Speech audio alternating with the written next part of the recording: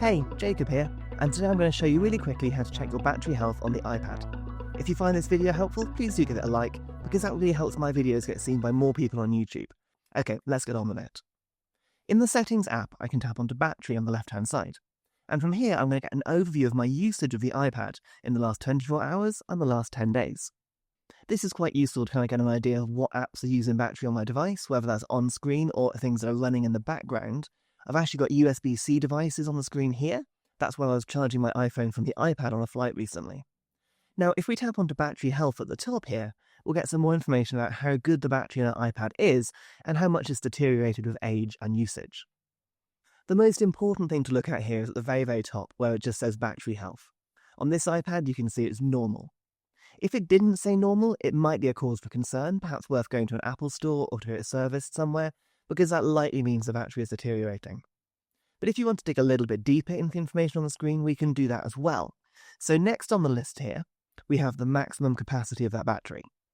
This will obviously start as 100% for a brand new iPad, but the more you charge it, the more cycles of fully charging, depleting, eventually that number will start to drop down a little bit.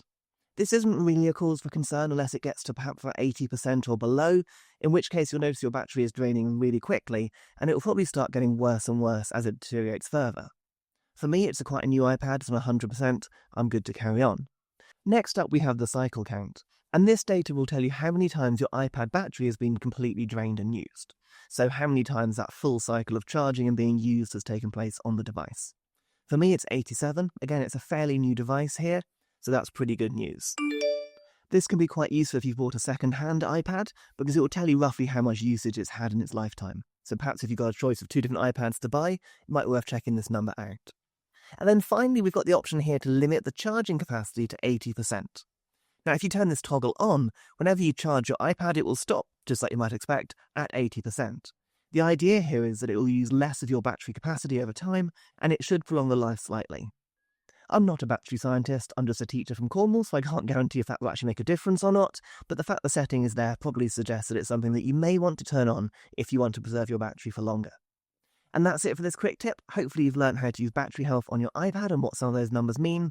And don't forget, if you want to learn more tricks for your iPad, please do subscribe to my channel down below. I'll see you all next time.